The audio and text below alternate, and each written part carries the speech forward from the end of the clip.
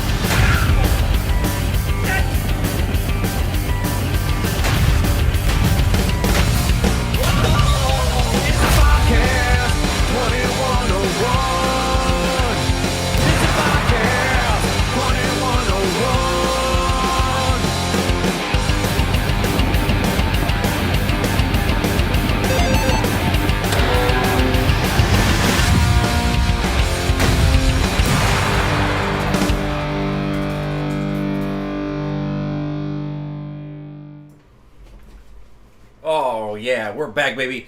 Whoa, hang on. After having just returned from the outdoors, it appears that my corporeal form became very insubstantial, and also there's a weird line here. You know what? It's probably the ice cream I got. That's right. When you're a grown-up, you can just go and get ice cream anytime you want, and nobody can stop you, especially when you work from home. Tip from me to you, guys. It's never been easier. Anyway, we're back. We're gonna make more comics, and that's all we're gonna do for the rest of the day. It doesn't matter. Nobody can stop me, because I can't stop myself, because I actually have to get this done today. 1 page a day. That's how it works. That's the magic. Anyway, I'm gonna walk back that way to the table back there. You can see it. Whoops, you can see it, and we're gonna have a great time. Right? Do we agree? Let's agree. Okay.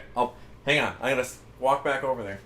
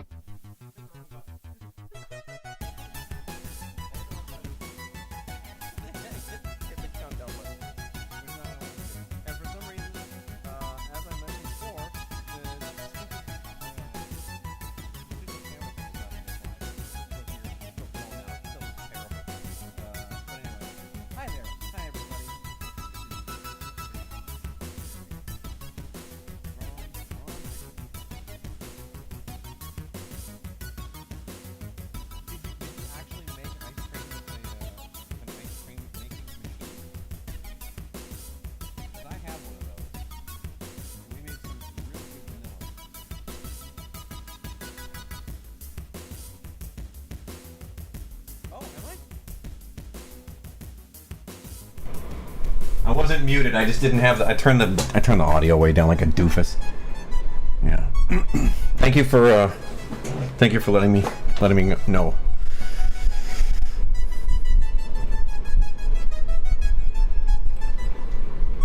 Yeah, it's 1-page ink today, 1-page pencil today. That's how your old pal Bob stays employed.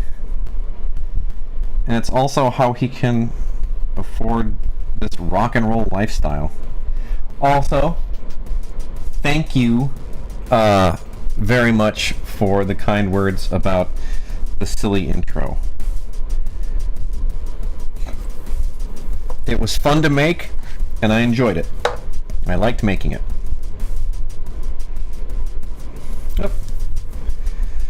I'm just supposed to be doing backgrounds now, but looks like I forgot to get some other stuff in here. Whoops.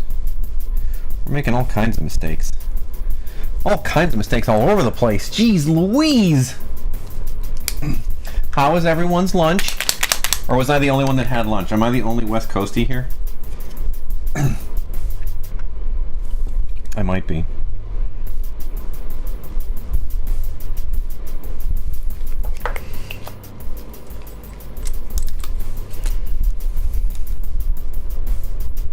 Or is it dinner time for everyone?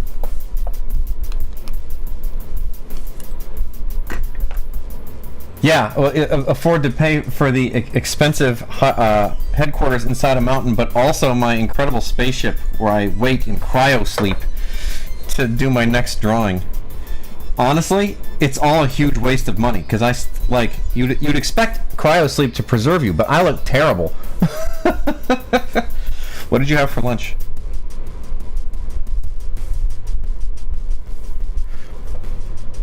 Hopefully something good. Saw that PB&J. I'll tell you what I did. I'll tell you the full story of getting ice cream this afternoon.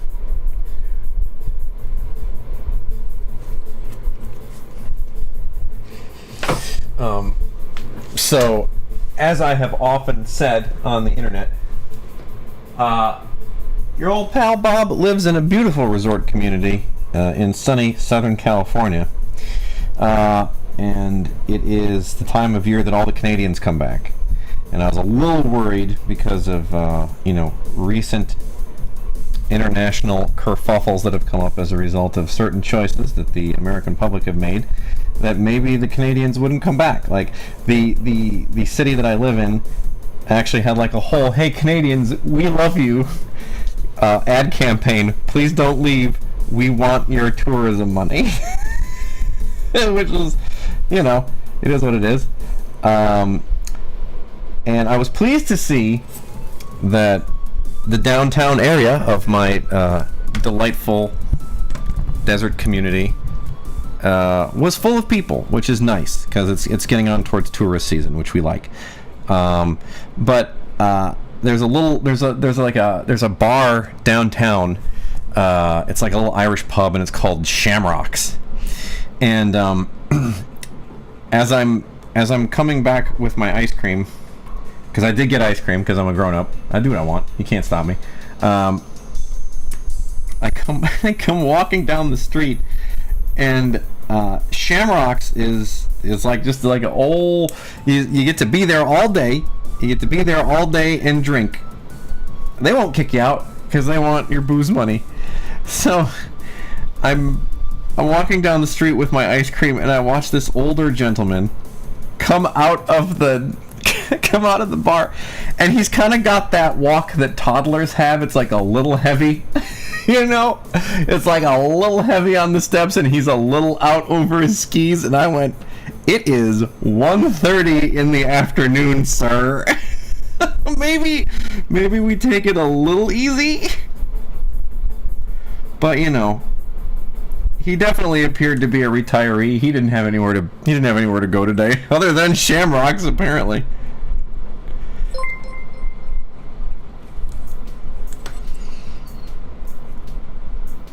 I just hope he got home safe. That's all I'm saying,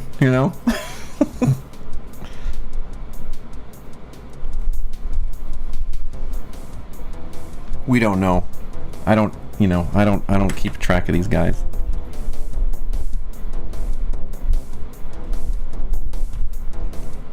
these old gentlemen who got blasted at lunch. Hey, did you get blasted at lunch? Let us know in the comments. Smash like. Smash like if you got blasted at lunch.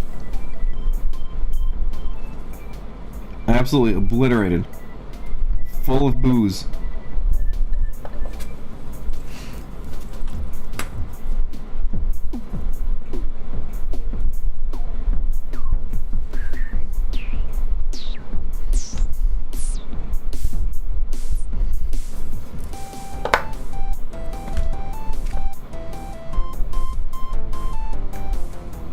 I take it from what I'm seeing in the chat, nobody got loaded at lunch. That's probably for the best.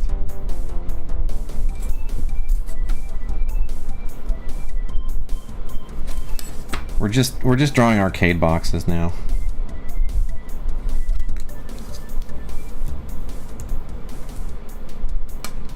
It is living in a tourist spot.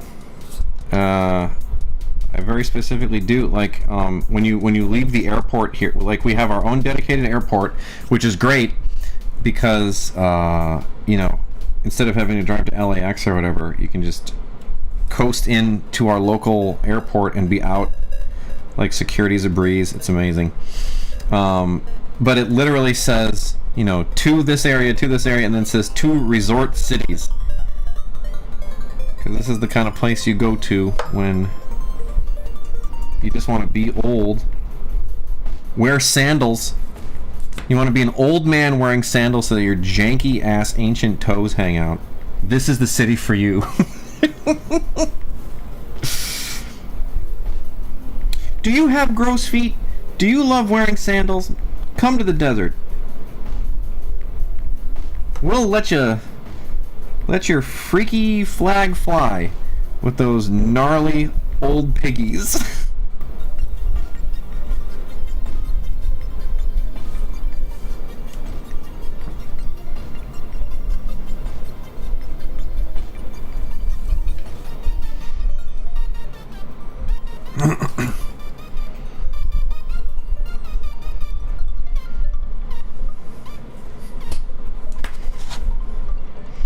It's just all backgrounds now,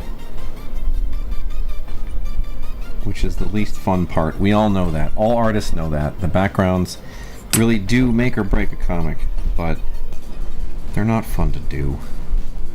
Nobody likes drawing them.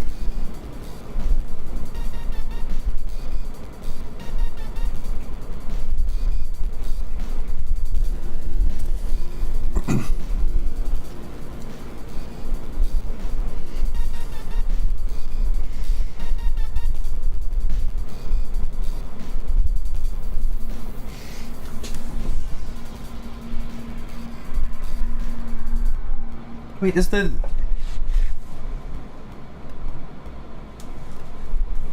Hang on, is the microphone picking up the fan this time when it wasn't before, or are we still clear there?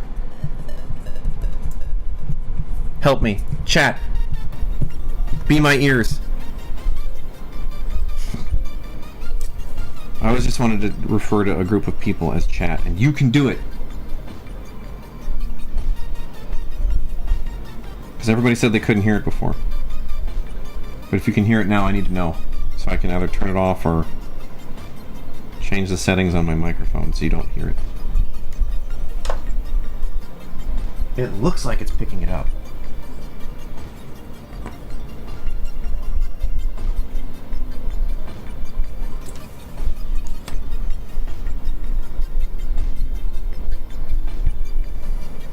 I could put a windscreen on my microphone. What about that?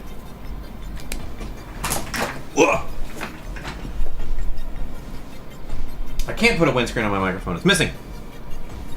Where'd it go? Where'd go microphone windscreen? Oh well. It doesn't matter. It's too late. Too late. All broken. Everything's gone. Okay. As long as it's not disturbing anyone. That's the last thing I want to do. You were kind enough to show up here today with me so we can sit around and draw books together. The last thing I want to do is assault your ears with noise. Rather than the noise of my dumb voice. That's the only noise that we're... Your production manager took it? My production manager. You mean Carl. Carl Maintenance. Have you seen Carl? Have you guys seen Carl yet? Would you like to see him? I'll show him to you. He's the guy on my BRB screen. So like if I need to go get a drink of water or something, you'll see him. But I have a lot of work to do, so I'm going to try not to take a step away. If you guys want to see Carl, just let me know. And I'll change the screen so you can see Carl.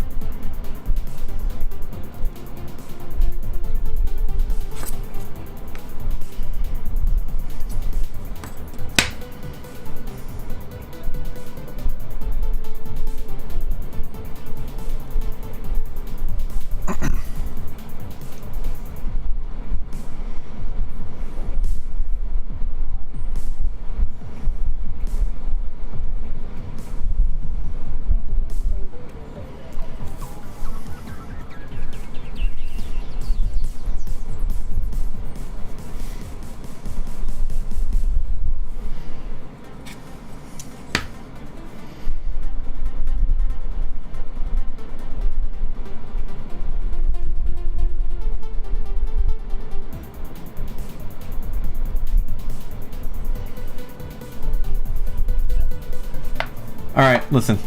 You're gonna get to see him now. Get ready. I'm gonna step back for a second. You'll see Carl, and then we'll come back.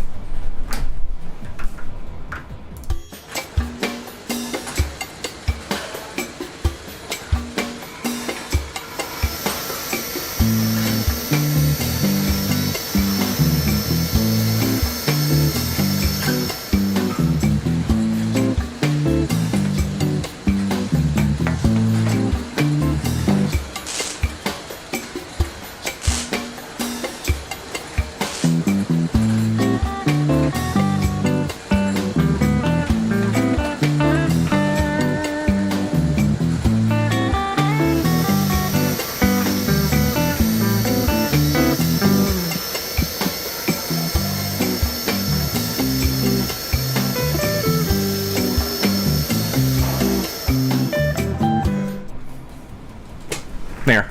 Now you've seen him. Now you've seen Carl.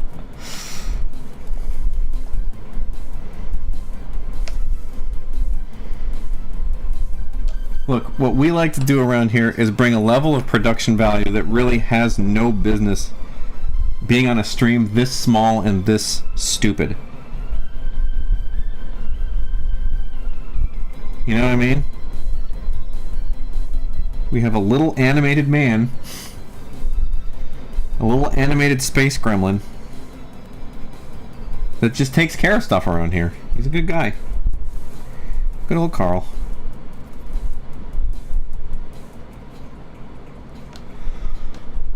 Yeah. As I have free time, I'm going to keep building dumb stuff like that. It's really fun. I paid for the Adobe subscription. I might as well use it. Ugh. They sucked me back in because it's the only motion graphic software I know how to use. I was like, well, if I'm going to try to take streaming semi-seriously again, the least I can do is actually put some time, effort, and energy into it. You know what I mean? Because otherwise it's like, why bother?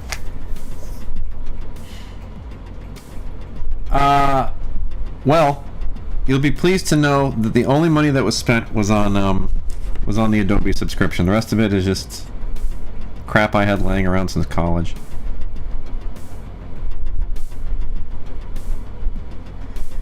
You know, the sad part is, this is the sad part, is that I have an old copy of like all of that stuff. I have old copies of After Effects. I have old copies of Premiere. I have old copies of Audition. All that stuff. But, you know, they made it so none of it works anymore. And you gotta pay for the subscription service, which is very stupid. And nobody likes it. Least of all me.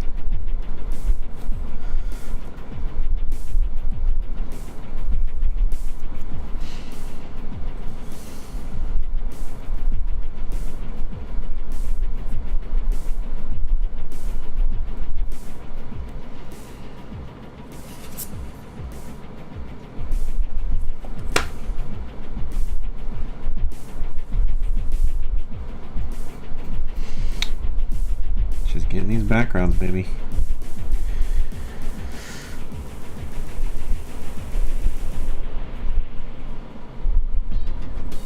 Oh yeah, remember that?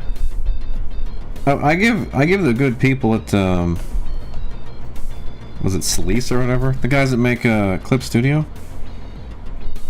You can still buy it. I don't pay a like you have to. I know you have to subscribe to the iPad version, which I do. Because let me tell you, when you got jury duty and a deadline, it's nice to have something you can draw on. But yeah, owning software. What a novel idea that is these days.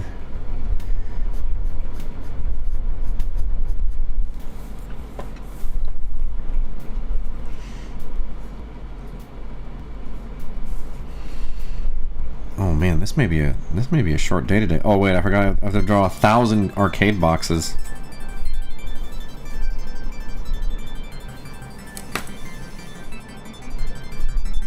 1,000 arcade cabinets. That's the best part of this job. Was researching old arcade cabinets. I spent a lot of time working on that. A lot of time figuring out what games would have been out at this exact year. That's what it's like being an artist, you guys. In the beginning of the project, you spend a lot of time Googling.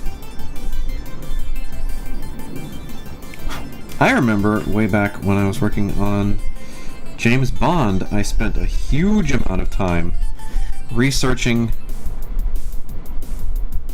old World War II Luftwaffe bombers because it was a World War II book, and I had to. There was like this whole bombing sequence in Scotland, and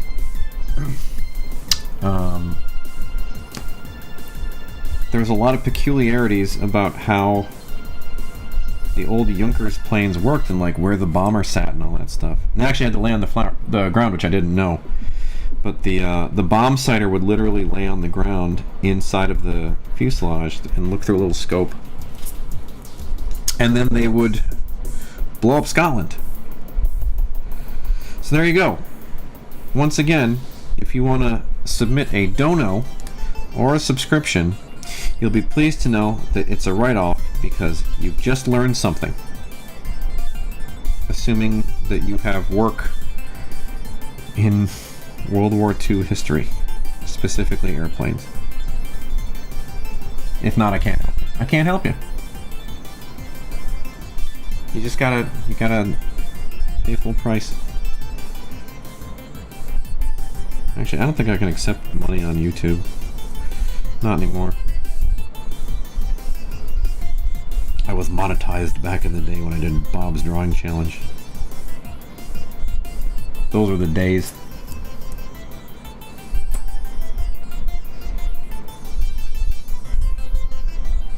Maybe we can bring back Bob's Drawing Challenge, but we'll just do it with live drawing, where it'll be much less entertaining, much less snappy. But the sound will be better because I've got a nicer microphone next to me now. Trade-offs.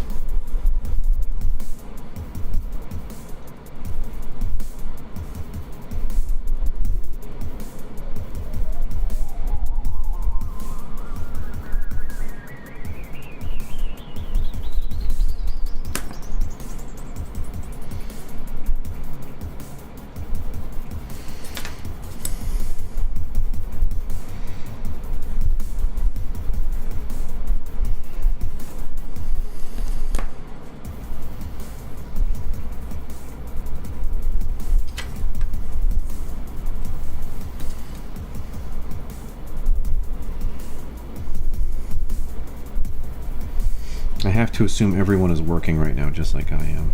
You've been so quiet. Because everybody was very rambunctious this morning. There's a lot of fun yapping in the chat. But today, right now, very quiet. But maybe that's what you need. Maybe what you need is a soothing voice to work by, and we can do that for you. And I'm sure by me getting very close to the microphone, I have made things very easy for you.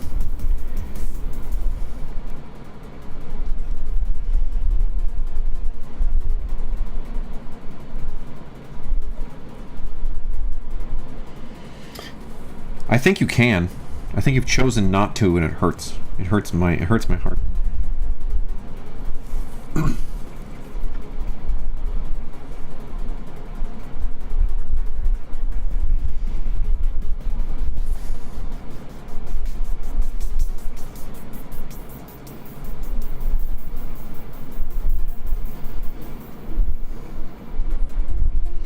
You know,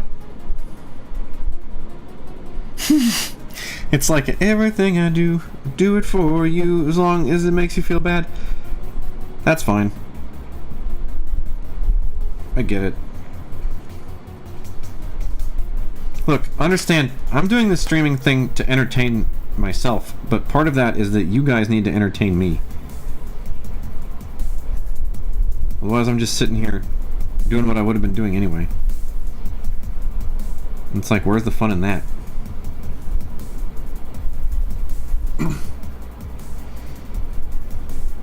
I'm just gonna sit here and draw and talk to myself. You know?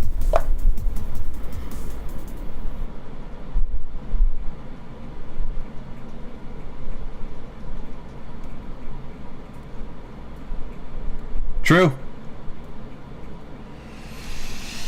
It's all true.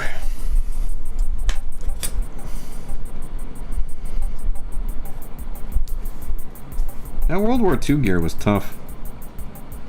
I was trying to figure out like what cars were like standard issue cars for the British military. British military. Back in the day.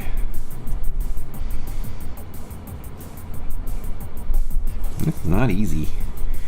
And at one point, I actually had a friend whose wife was a Finnish lady, and she had an old friend in Finland who was like a World War II aviation nut, and he's the one who gave me all the info on those German planes. Felt a little weird.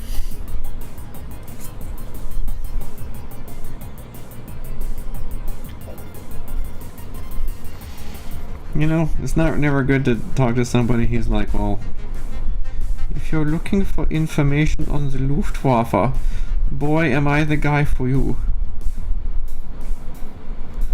You know? Like a little creepy. He's like, no, I just like planes. But you can't tell these days.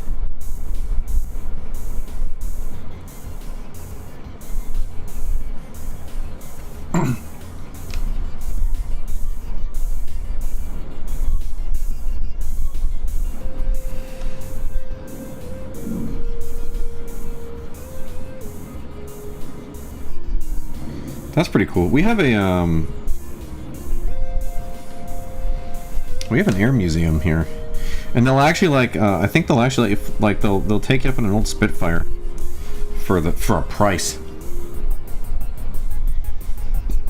I don't know what it costs. I've never asked. Usually in the winter time, you'll hear you'll hear him fly over. Pretty cool.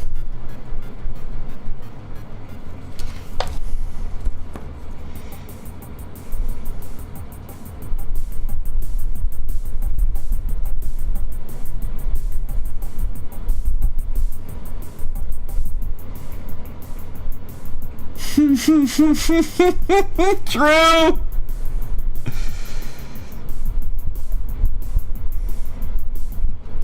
Now, does knowing too much about the Roman Empire extend to the Roman Republic? Like, if I know a lot about Caesar or Nero, alright, but, like, if I know a lot about Tiberius Gracchus, does that make me... is that a red flag? You tell me. I don't know.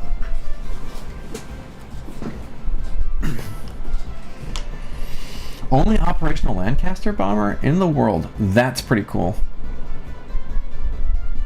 You can know about Ptolemy, but not Gaius. You can know about all the weird inbred dudes in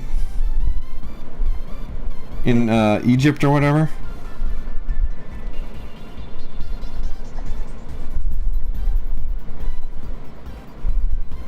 Though, Cleopatra was a Ptolemy, wasn't she? Uh-oh, I'm being exposed. Exposed as a guy who knows too much about the Roman Empire. The good news is I don't talk about it, I just know about it. I drink and I know things, as they say. But I don't drink anymore. Or not as much as I used to. Just on a Friday night.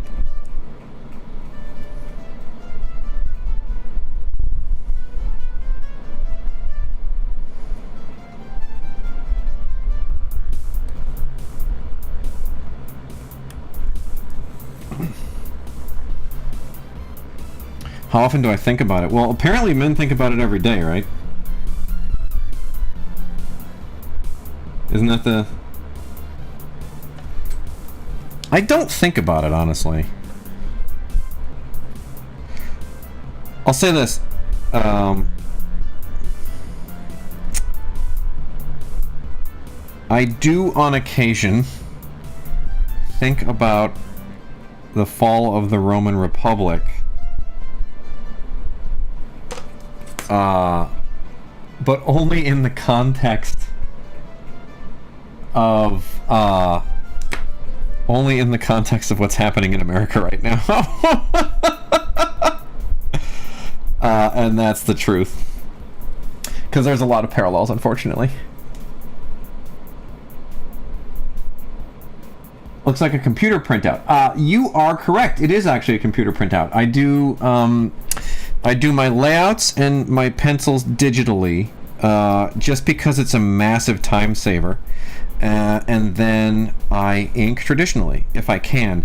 A lot of my Marvel work is unfortunately all digital, just because those tend to be really complex pages and the timelines are very tight.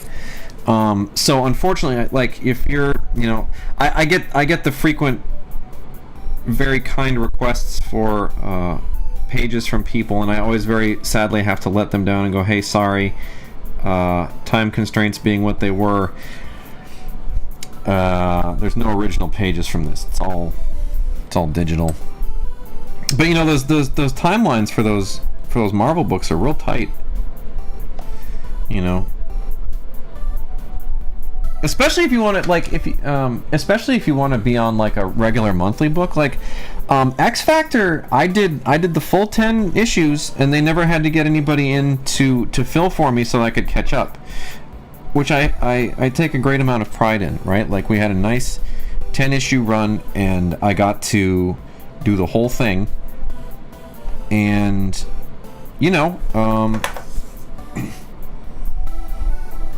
nobody had to fill in for me. So I've got 2 big volumes of just my drawings, as opposed to my drawings and somebody else's. How far ahead do I get work? Hang on, I'm behind. Local teeny causes. Thanks. Ivan Reese, also thumbnails all of his stuff digital. Yeah. It's or is it Yvonne Reese? Yeah, it's a very popular technique. How far ahead do I get work? It depends. Usually, up until very recently, I would have work lined up a couple months before the end of a project. So technically, Like, technically, I'm not supposed to be free right now. I've sort of hinted at things that have happened, but I had a book lined up for after X Factor I was extremely excited about, and unfortunately, due to some I've talked about this online before, so I'm just not gonna get into too many details, but because of the current economic uncertainties as a result of the tariffs that our president has decided to unilaterally levy at his discretion, the company that I was going to be doing a book for was unable to secure an additional round of venture capital funding, and as such they had to put our book on hold, which really sucked for me because I was supposed to be finishing it up I was supposed to be done with it, I think, in the next probably month or two, but instead what ended up happening is the book got put on hold, and I'm still waiting to see if we're ever actually going to pick it back up again. But in the meantime, I had to go scrambling looking for other work, which was not fun. Because again, like I like to be fairly locked down, right? Like I don't like to have this much time between projects. And basically from June until October, I haven't had really regular work, which is not normal for me. But the only part of the reason, like, Marvel did come to me with a couple of things they wanted me to do, one of which would have been a lot of fun, but the project that I'm going on to next is so cool, with such a cool publisher, that I was kind of like, I can't not see this through. So I had to sadly tell them, like, hey, let me get back to you, kind of thing. And the good news is the other book went, and I'm. Hang on, let me check my email. Maybe I got the official contract. I don't think you'll be able to see my email. No, I don't have it. Wait, maybe I do have it.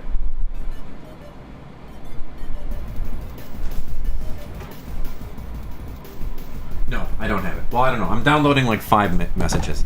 But either way,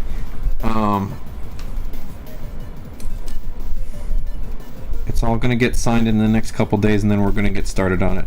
And then maybe, depending, I might be able to. I might see if they'll let me draw it on here, which would be kind of fun, or at least not like non-spoilery pages or whatever. Other than that, I may have to just carve out time to just do fun drawings, or a picture of She-Hulk or something.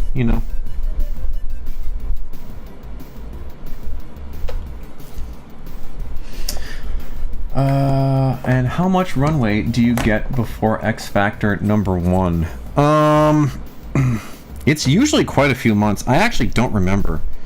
Do you know what? Do you know offhand what day it came out? I could tell you when I got the first script. I'll check my email.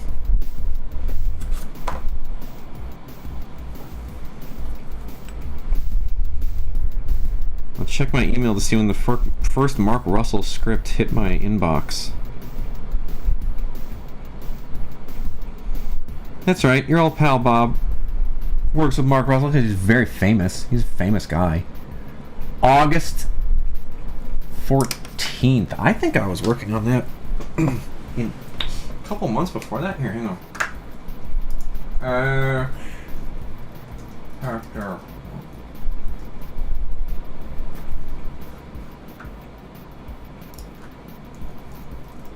Hang on, we're searching.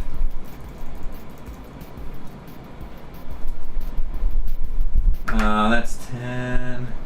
Boop, boop, boop. We're going way back. X Factor. So I was working on X Factor back in March.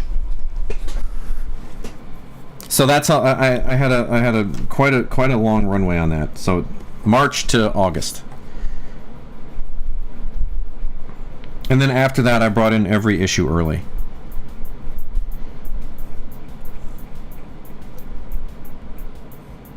Because I'm a psycho. But that makes Darren like me. And as long as Darren likes me, I'm in good shape because Darren gives me jobs.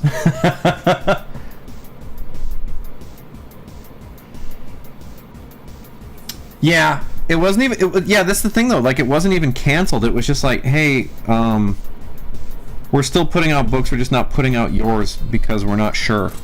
You know what I mean? Like that super sucked.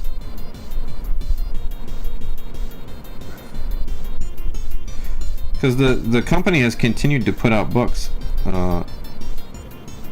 since then. You can see all this, yeah. I'm thinking in the right spot. Okay. But yeah, it's tough. You know, it's like you're sitting there and you're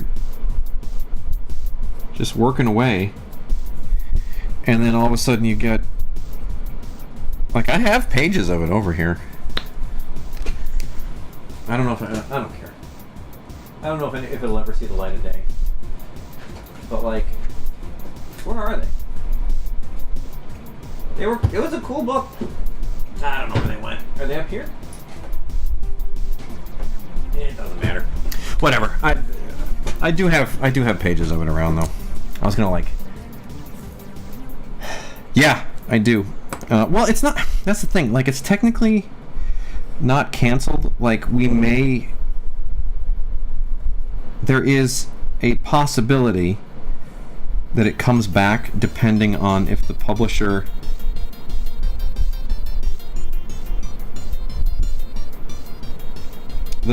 bet big on a couple things, and if those things end up working out, then we get to do it again, right? Like, the situation that they're in is that they are potentially, they just need more money, right? Like, they need money to make products, right? That's just the long and short of it, right? And that's what that venture capital money does. But then when that dries up, they can't do anything. It sucks. It super duper sucks, right? Especially when you're trying to get a new company off the ground, and then, you know, through no fault of their own, the people that normally, you know, throw money at that kind of stuff are just like, nope, sorry, we're too scared right now.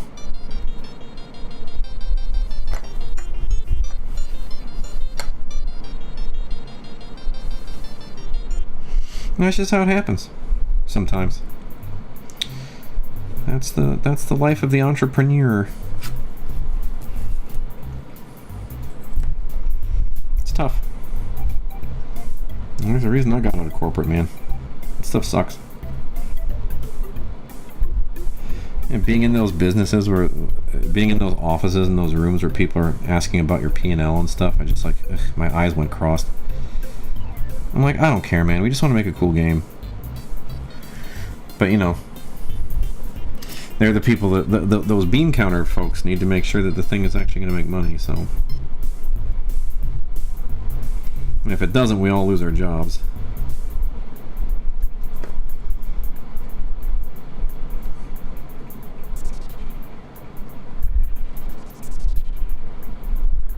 But those meetings are brutal. Don't do it. Just chat, listen to me. Whatever you do, be a rainbow maker. It's the worst life and the best life, because you'll never have to be in a meeting where anybody talks about your P&L. You'll never have to be in a meeting with a C-suite executive. You just get to be in your house and make your dreams come to life on a piece of paper. There's no reason to do anything else. How much did I research about the Roman Republic after this event? You know what? I'll be super honest with you. I didn't research it, but I do enjoy a Dan Carlin podcast from time to time.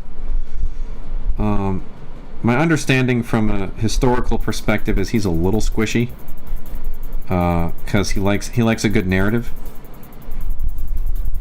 And you know, actual historians say what actual historians say is that they're like, he's not super accurate in a lot of ways, but the thing he does do is he gets people interested in history.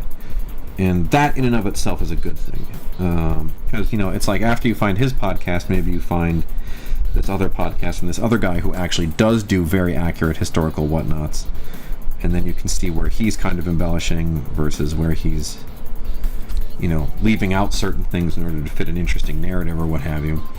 And I thought that was kind of cool. Gotta go to class. All right, thank you very much.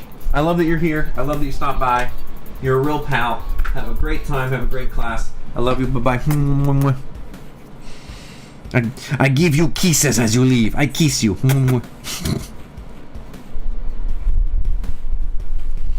Have fun at class. What class are you going? You probably left already. Yes. True crime is also a big one. True crime podcasts. I mean, it depends on the one you're listening to, man. I used to try to listen to the last podcast on the left, and there was one, I got to one, like, I think Henry Zabrowski is really, really funny, but, like, sometimes they get a little too into, like, the horror movie, like, gory details of stuff. Like, one of them, I think it was the Dahmer one that they did. Some of the stuff that they were talking about was so detailed of, like, the real gross stuff he was doing, that, like, I actually got, like, it started to actually turn my stomach, and I was like, I can't listen to this anymore. I'm a sensitive boy. Even though I'm an old man, a sensitive boy. I get tender tummy when these people talk about all this gross stuff. I don't like it.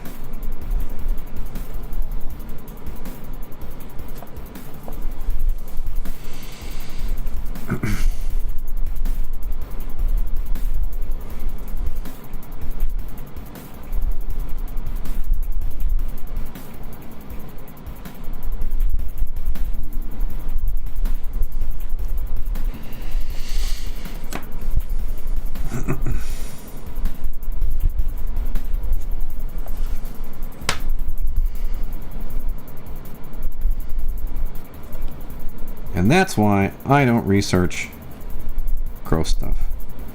All I do is draw video games. The only thing I research are the superheroes they want me to draw next week. 'Cause I'm a fake geek girl and I don't know anything about all these characters.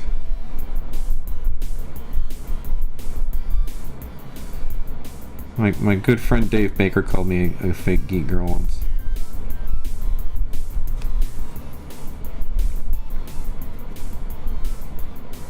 Dave Baker of Mary Tyler Moore, which you should read, by the way.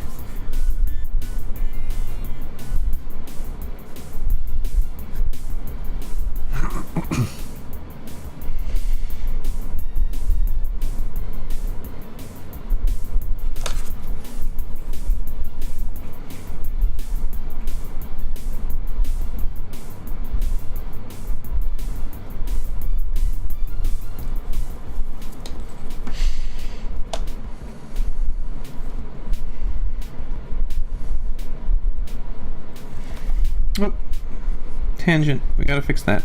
There we go. Tangent fixed, you guys. That was close. Whoop whoop.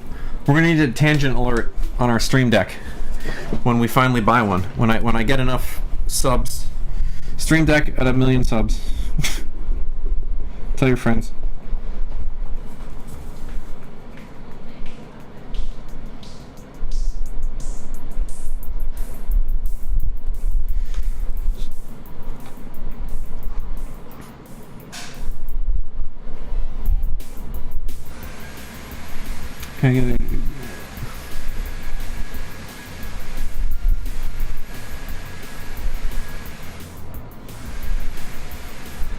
That's interesting. Podcast culture is very US centric.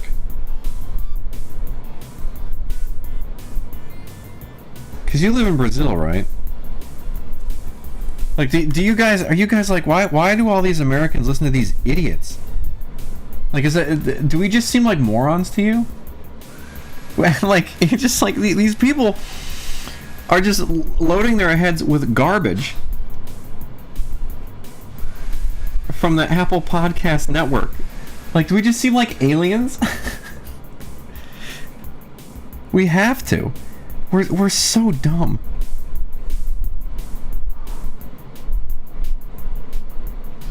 Thank God I stopped listening to podcasts.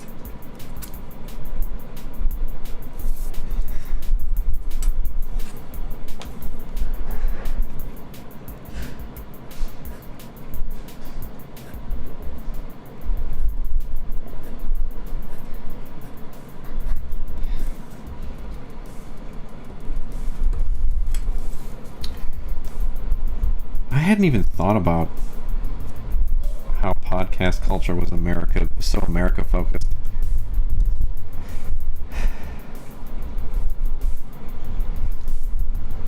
Makes sense though.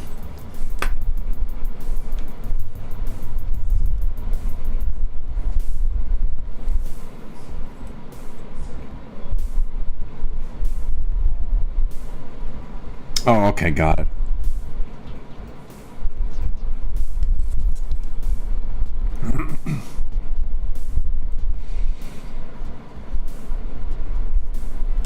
Because I was just gonna be like, it's such a America brain thing to just be like, yeah, you know what? Land of the free, home of the brave. I'm gonna listen to this idiot spout nonsense into my ear because I have no problems in my life, no real ones anyway. I'm gonna make up my own problems and get mad about them.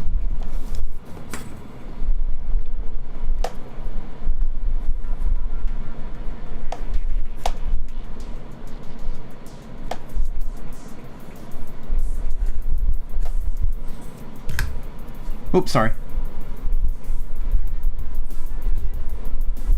Lonely Island still has a podcast? I didn't realize that. What's good about it? I mean, those dudes are funny, so it's probably...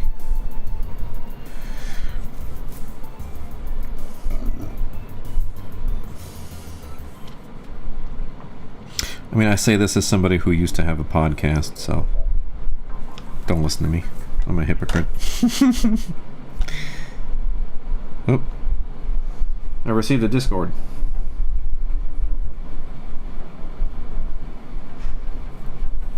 It's not important.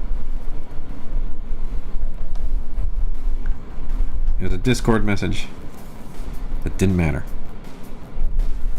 It wasn't important. But they felt the need to send it.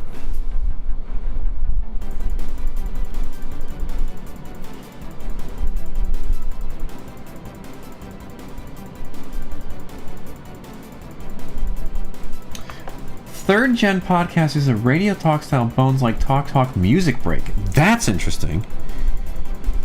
Is it like a college radio thing where like local bands would send them demos or something like that? That's kind of cool. Like the idea that you could break a band on a podcast is pretty neat. I like that as a music fan. Is that a thing that happens? I'd love that.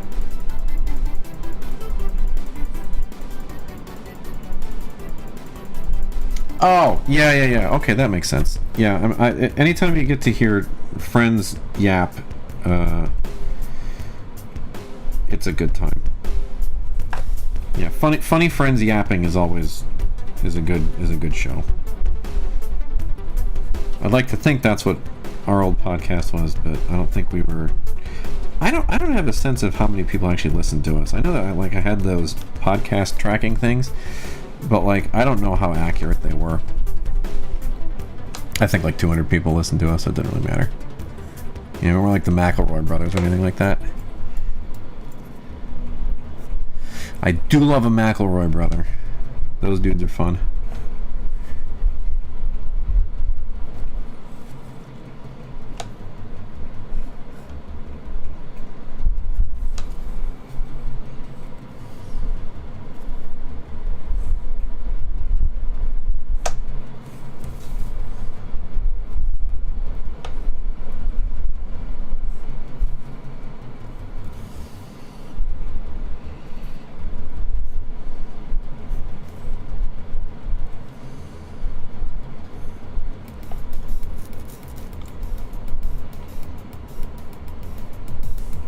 Oh, okay. Yeah, that makes sense.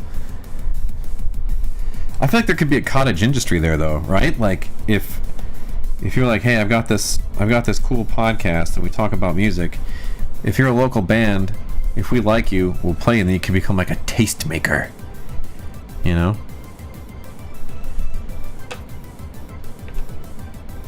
Like Anthony Fantano.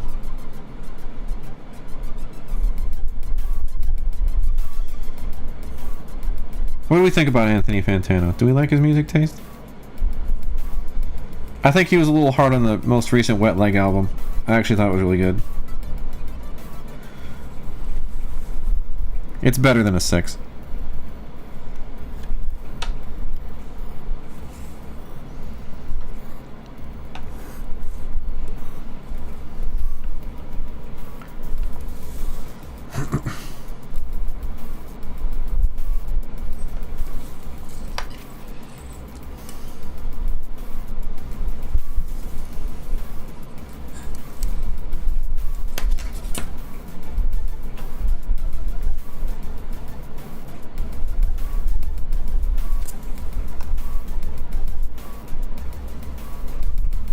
What I really like in university radios, at least here, curation around new artists. Yeah. Well, before he died, I used to be a big listener of Rodney on the Rock. Do you guys know who Rodney Bingenheimer is?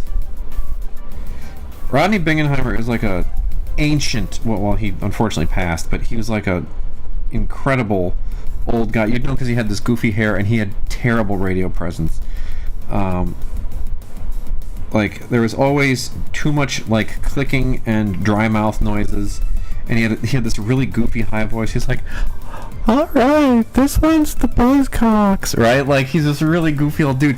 But so he'd be on K-Rock at like midnight till 3 a.m. and guaranteed you would hear some of the coolest new bands that were out at the time. Just impeccable music taste from an old man with no radio presence. All right, this next one's the Buzzcocks. He was great. What's on your musical Mount Rushmore from when you were growing up and then now? The Beatles were on and remain my number one favorite band of all time. It came in large part from my dad playing them incessantly, and to the point that like I actually took a class on them in college. And when you find out just how much of modern music was shaped by what those guys did, and how much of modern music recording technology came out as a result of things they wanted to do, like the idea that we have anything beyond a 4-track recorder is all because the Beatles wanted to do something crazy, right? Like the first 8-track was because EMI figured out how to connect 2 4-tracks together because the Beatles wanted more tracks, right? So I mean, if you can't, even if you don't like their music, you have to respect what their music means to, I guess, recording as a whole. Put it that way.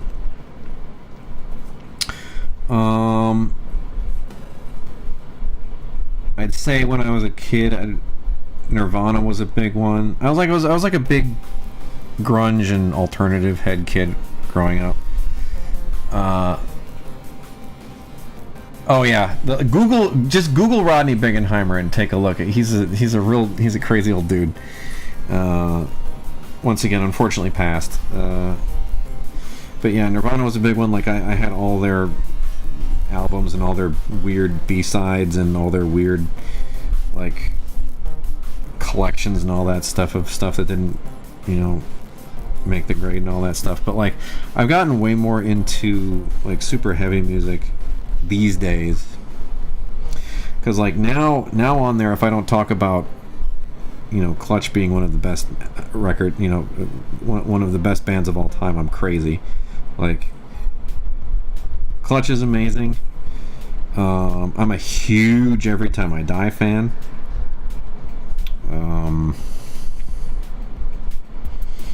I would have said Mastodon until recently.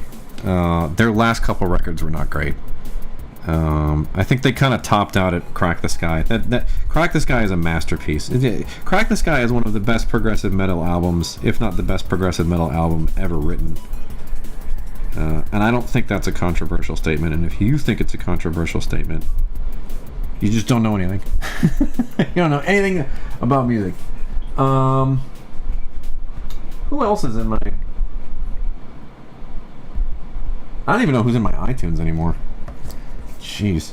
I really like Knock Loose. I don't know. I don't really have a Mount Rushmore anymore. It's just the Beatles and Clutch at this point. Beatles, Clutch every time I die. Those come on, I stop what I'm doing. Kublai pretty good. They kind of got their thing they do. They do the real heavy riffs, and then the guy goes, bitch. And then everybody goes nuts.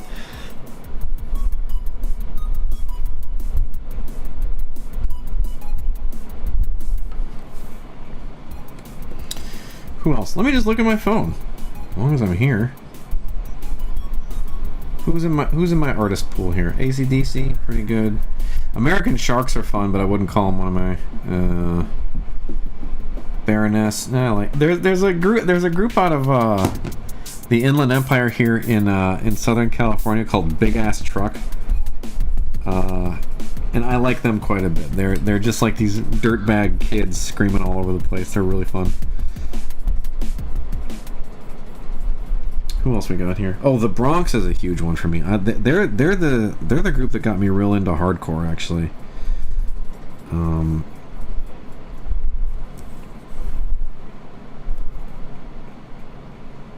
I like them.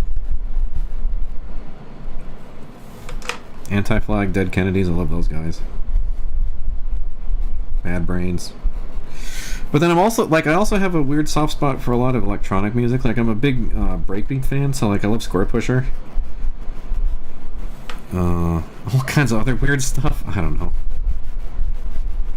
I don't know if any of this is making any sense from a musical standpoint, but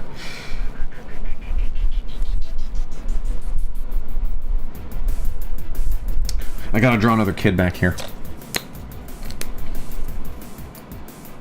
Code Orange is good. Conway the Machine, I like him. David Bowie's also a big one for me. He was like one of the classic rock guys that I kind of discovered on my own. And the more time has gone on, the more I think he was actually holding the universe together. Because you'll notice he died in 2016, and what happened since then? The world has gone to shit. And you know who agrees with me is Gary Oldman. Gary Oldman also was a very good friend of David Bowie's, and he also believed that somehow he was holding the universe together. So I'm in good company there. Station to Station is fantastic. I don't know that he has a... He doesn't really have a bad record, and even the ones that people don't like, I kind of like. Like I like Hours quite a bit, even though it's kind of a weird one. And you know, I go on the,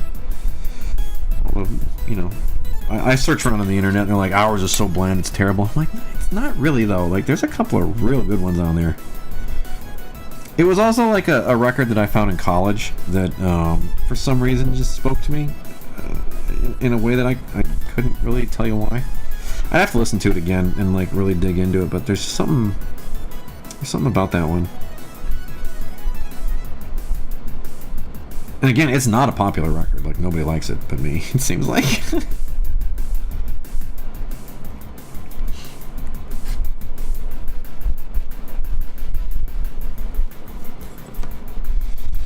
Who else have I got in here?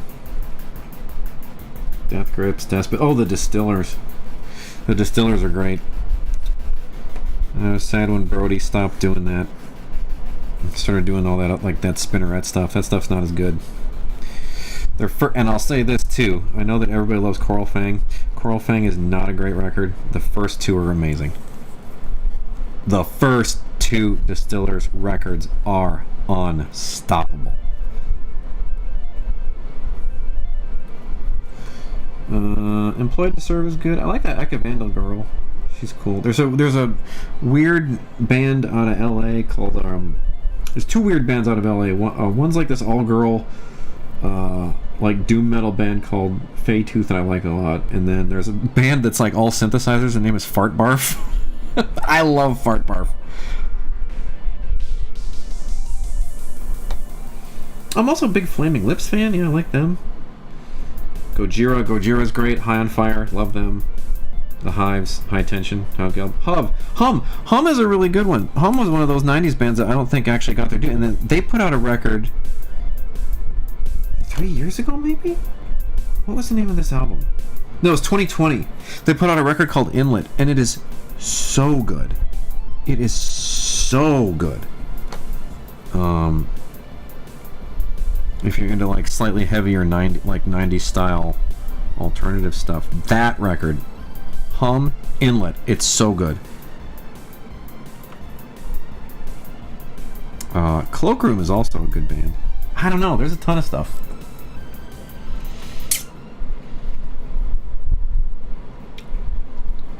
Is the Amoeba channel like Amoeba Music, like the record store in LA?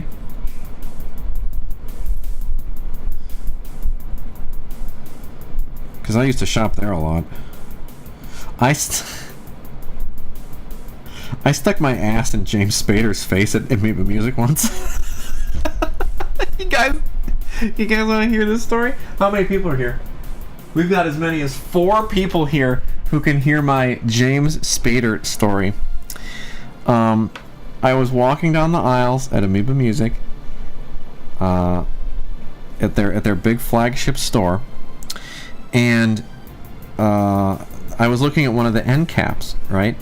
So I didn't notice it, but there was a guy behind me, right? And he was looking at the end cap, and I didn't see him do it.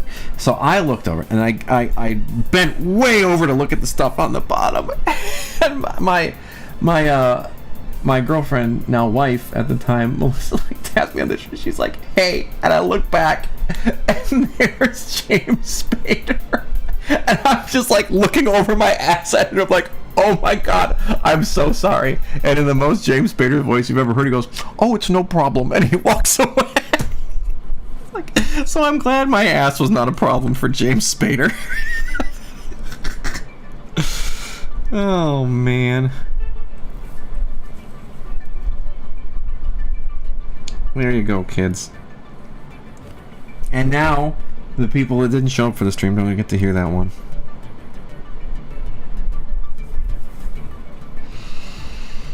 Everybody that left early missed out on some quality entertainment. Some good jokes, some good yucks.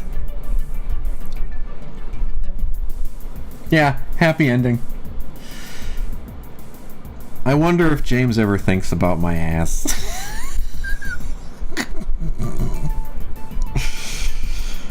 I wonder how that guy from Amoeba Music is doing. I wonder if his butt is doing anything.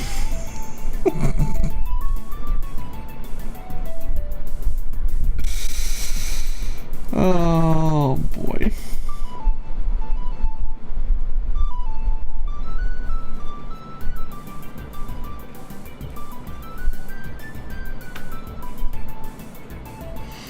If that was just another day in the life of James Spader. Doesn't even think about it. I think about it. Clearly. Still thinking about it. Uh-oh. Is it time for dog content? It might be. Look who came in here. It's time. It's time.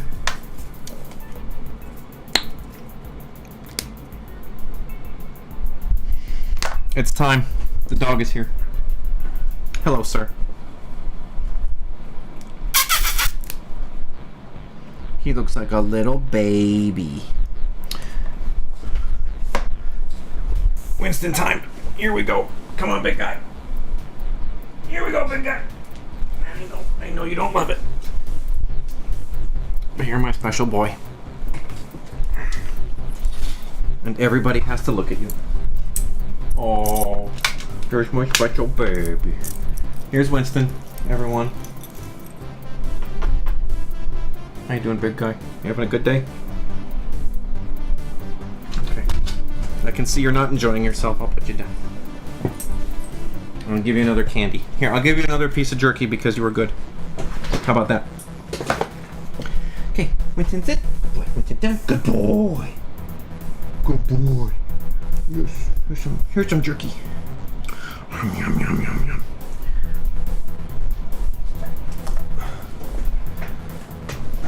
Oh yeah, he's a big boy. He's 9 months old.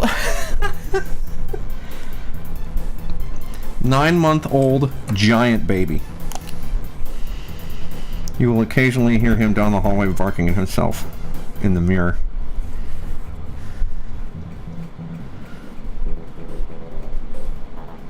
He also gets very excited when I pick him up.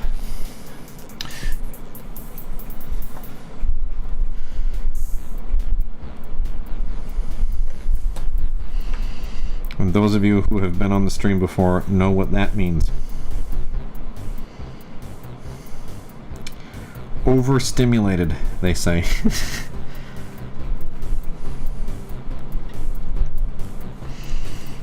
All right. Oh, he just heard something down the hallway and got bored of me. He's like, something down there. All Dad wants me to do is lay here and get treats. Oh yeah, he's having some big feelings in that hallway. I can hear. Winston Nigel feelings.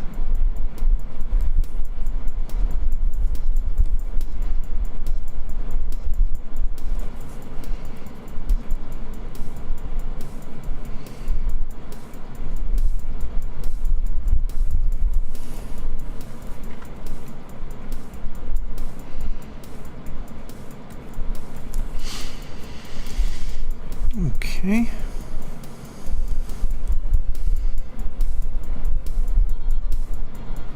We're close to done here, man. Jeez. This page came together pretty quick. No complaints about that, man.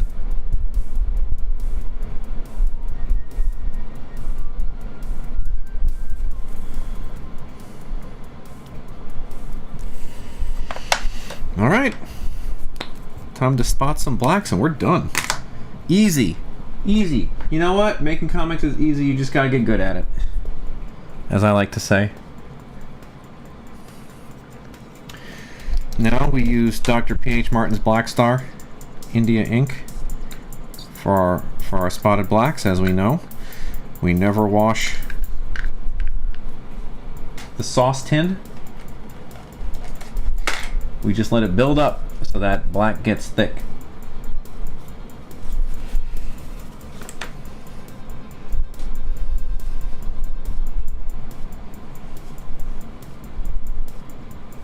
Wait, is this it? No, that's not it. It doesn't matter. It doesn't matter, you guys. We're just spotting these blacks and then going on with our day. Easy peasy. Can you see this? Am I inking in a bad spot? I am inking in a bad spot. We're going to move up the camera so you can see it here. Yeah, there we go. That's pretty good.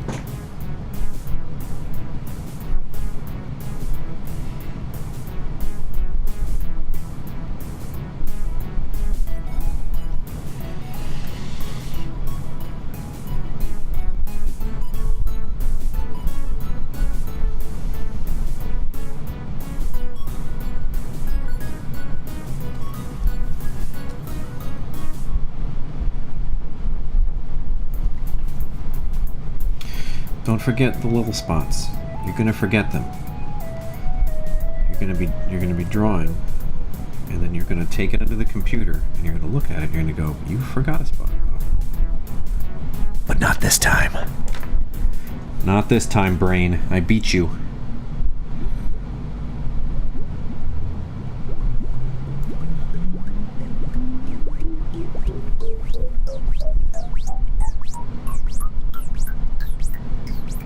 Ooh, the AC came on.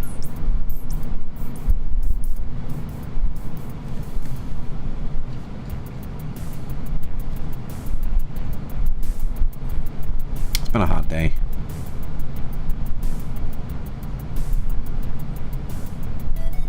Yeah, just as a warning, George, if you're actually thinking about moving out, you still put the AC on in November sometimes. She hot out here.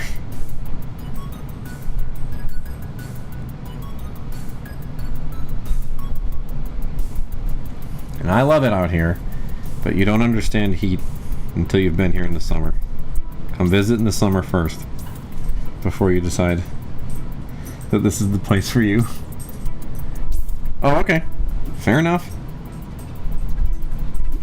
I do recommend a summer visit, though. Because when you hit 125 degrees for the first time, you think twice about it. 125 is pretty tough. That was last year, 4th of July. And it was like 115. It was 115 at 9 at night. My wife and I went outside to go watch the fireworks, and then stepped back inside almost immediately. It was so bad.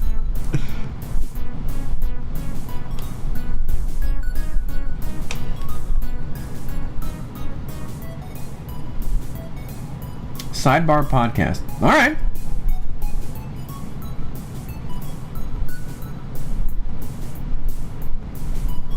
I'll give that a listen.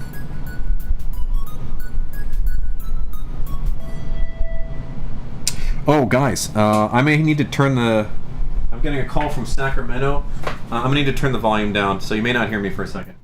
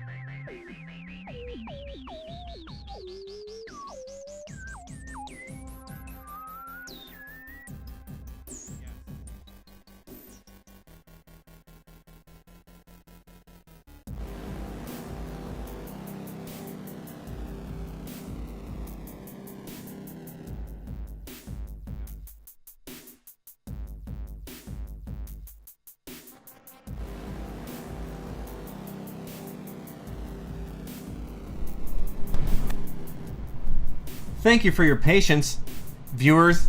I'm talking to the California Franchise Tax Board. What? No! I muted it, dear. I'm not an idiot. Unless you guys did hear it and you're running away with all my tax information, which I guess I'm screwed then. Anyway, I'm gonna mute myself again.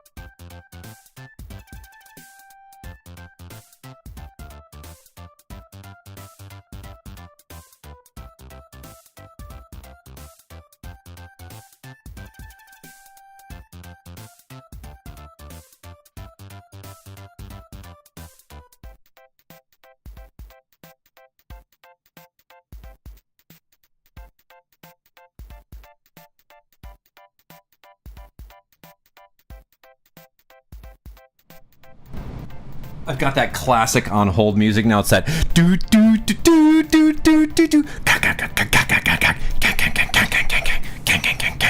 It's the best. Anyway, back to mute. I'm gonna keep drawing. I apologize for the delay here.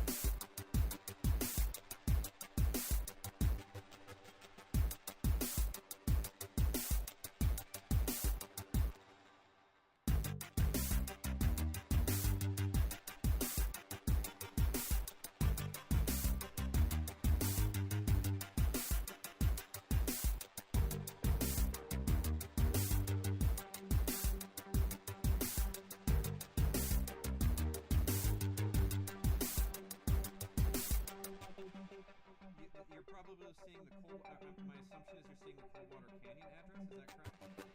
Is that correct? Yeah, I was not. I was not looking at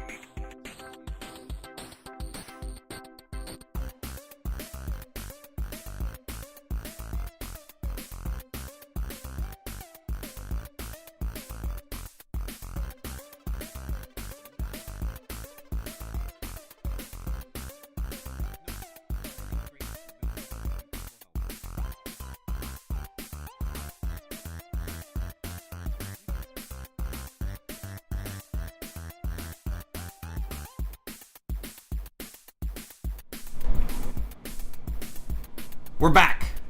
Ladies and gentlemen, we're back. Oh. Jeez Louise. We did it. I apologize. I apologize for everything that just happened. I apologize for leaving you on beep boops for so long.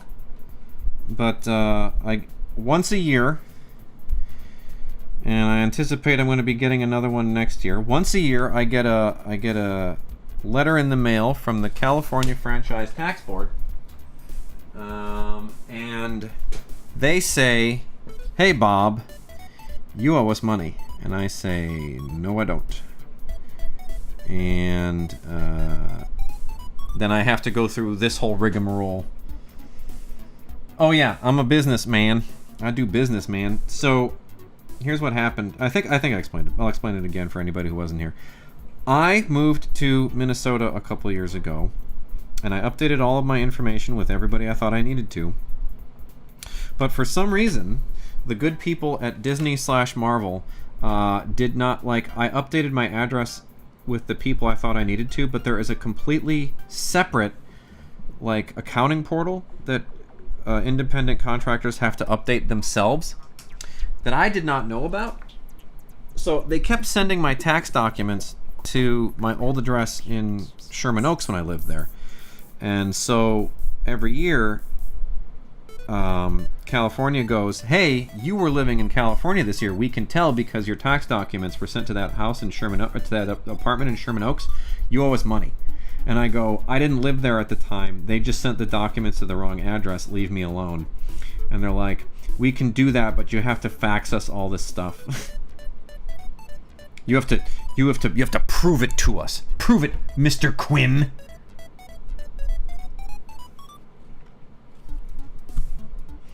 So that's what I gotta do. I gotta fill out a questionnaire and provide a quick explanation of what happened.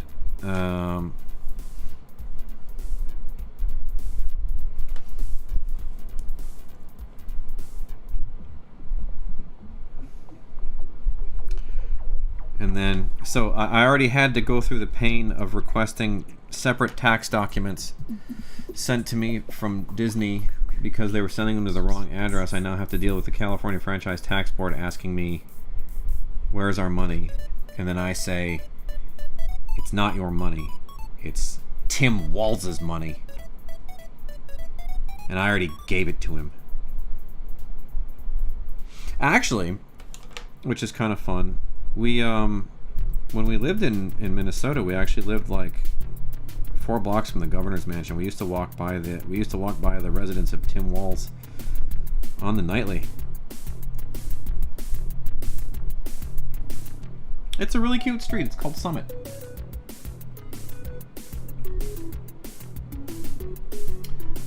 They noticed that, but didn't notice you moved. So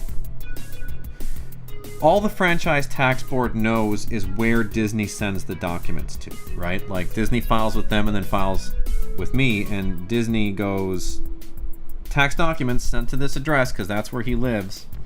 And that address was in California, unfortunately, when I was living in Minnesota. So I gotta send them my I have to send them my old. Luckily, my wife and I save all of our tax returns for like years and years and years, so I get to go dig through our old firebox and find those documents and then scan them and fax them and send them over to the people, blah, blah, blah, blah, blah, blah, blah. It's a huge pain. I've been doing it I did it last year. I'm doing it this year. Chances are I will do it next year. Even though the nice girl Christy I talked to said, "Hey, do this and we'll try to make sure that it doesn't happen next year." It's gonna happen next year. It always does.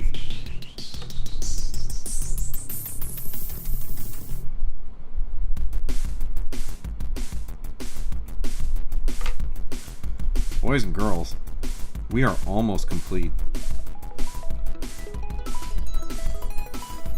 We have almost finished an entire page of comic. Inked. Ladies and gentlemen, it's so easy. It's so easy, you just need to get good at it. And that's what I do. I get good. Hashtag get good. What is comics if not Elden Ring?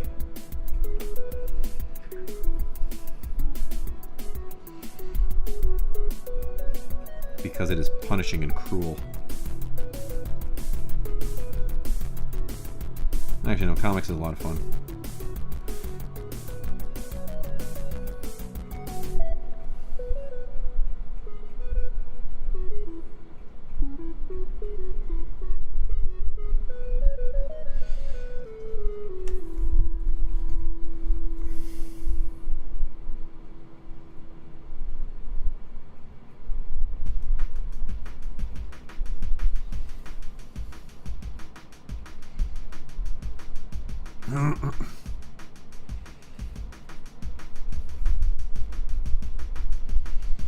Also, my new accountant that we got when we moved out here filed my taxes with the wrong middle name, and I'm kind of mad about it. With the wrong middle initial. So now I gotta update that with the franchise tax board, and I'm like, that one wasn't my fault. Like, I could see an argument that thing that happened with my income taxes and my address is my fault. Like, I didn't update my address in the right place. Okay, fine, fair enough, my fault. But that one's not so good. That one I don't like. All right, guys, I think we wait. We didn't do it. Not yet. We're almost there. You guys, hashtag you guys.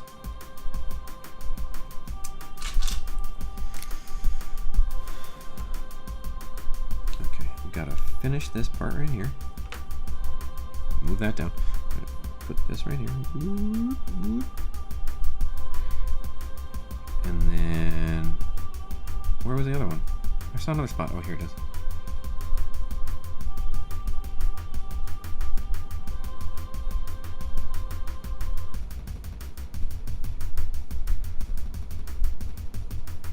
That's it. You guys, we did it. Comics done. Comics... wait, no. I missed her eye.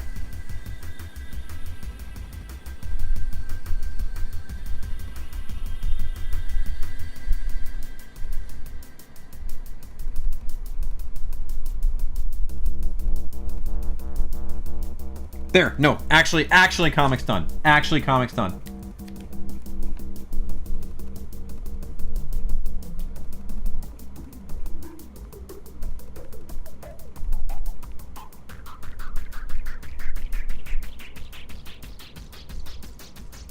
Oh no, it's not for tomorrow. I'm actually gonna copy and paste that, just so it looks the same. Oh wait, no. Here, we're gonna do this. We gotta do these too. But then I'm done. We gotta fill in these. The little tear out here.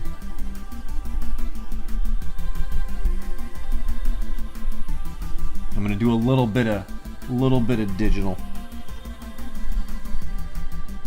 I always do a little bit of digital. Here's a fact, okay? Sometimes I'm drawing and I realize I made a mistake, or I'll see something I didn't like, or the face isn't quite perfect. And usually once I've got it imported into the computer, I will touch it up a little bit. And then usually after I get my flats in, I will drop those in. And sometimes I will touch up a face again, or fix something again a little bit if I notice it.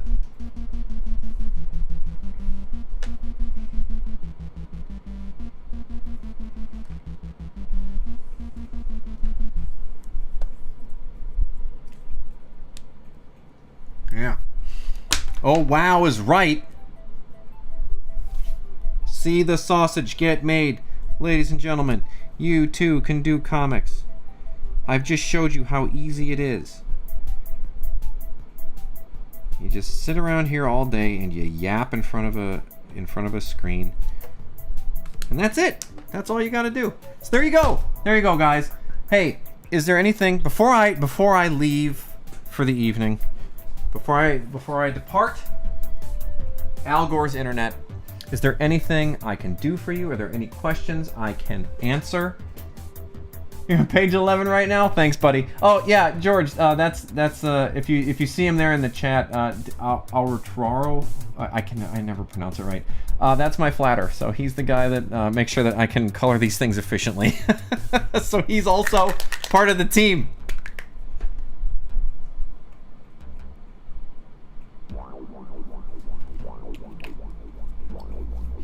But yeah, is there anything anybody would like to know? Any questions you have?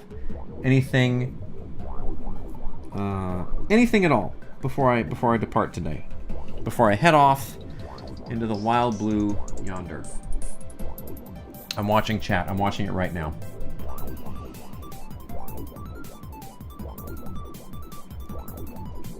I don't see anything. I don't see you guys wanting anything. I don't see it.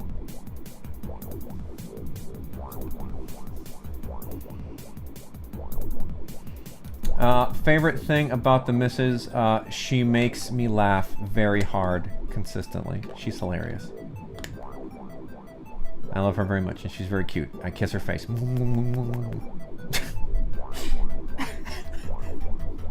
Anything else? Will you put smashed potatoes in your hot dogs just like we do here? I'll try it. Here's the thing.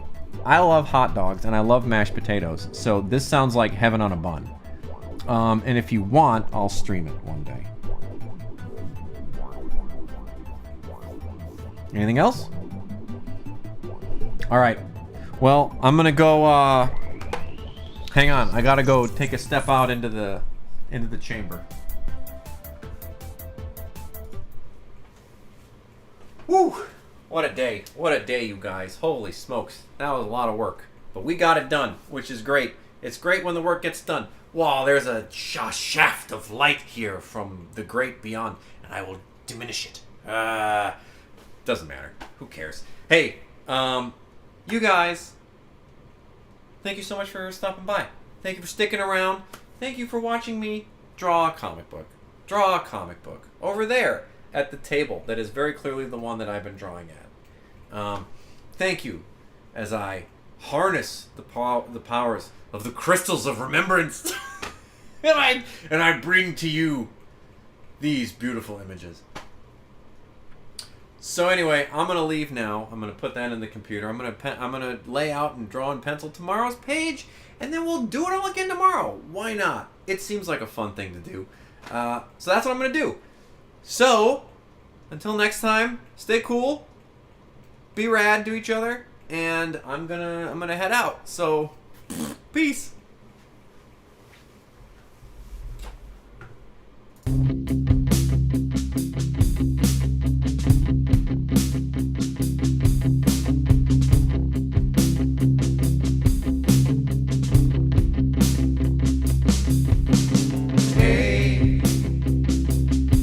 That time again. Walk up this ladder back to my space station. I wish you could come too. I wish you could enter cryo sleep with me, to be rejuvenated amongst the stars. But you can't, and I'm sorry about that. Hey, it's that time again. Walk up this ladder back to my space station. Are you still here? No. Watch me walk up this ladder. It's a long walk from Earth to the moon. Many tens of miles.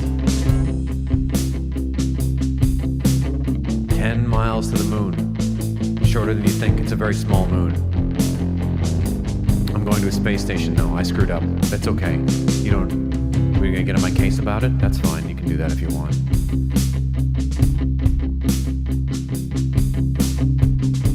It's expensive to run a space station where you sleep and then go to Earth sometimes.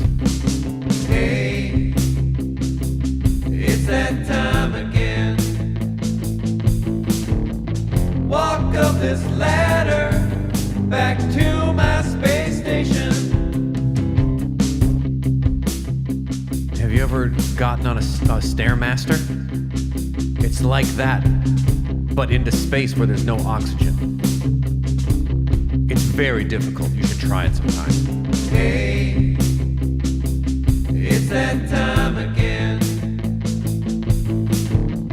Walk up this ladder back to my space station.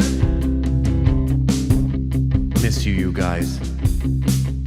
Tune in next time.